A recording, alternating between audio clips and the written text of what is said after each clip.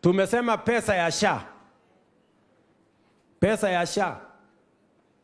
Mkitibu watu 100, tunatuma direct pesa ya SHA inakuja kwa hospitali yenu ile watu wametibiwa hapa. Pesa tena haikuji Nakuru County.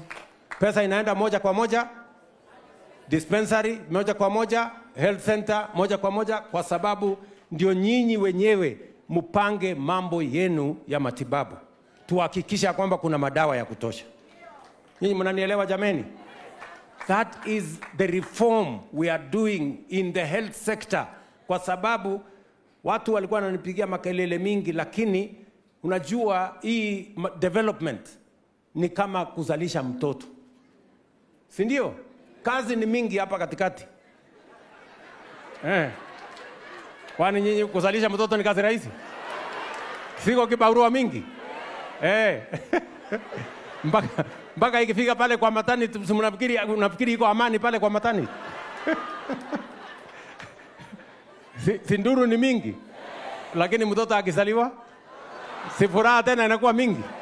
Namna hiyo. So hii kelele ilikuwa hapo maandamano kidogo, lakini kazi sasa ndio mnaiona.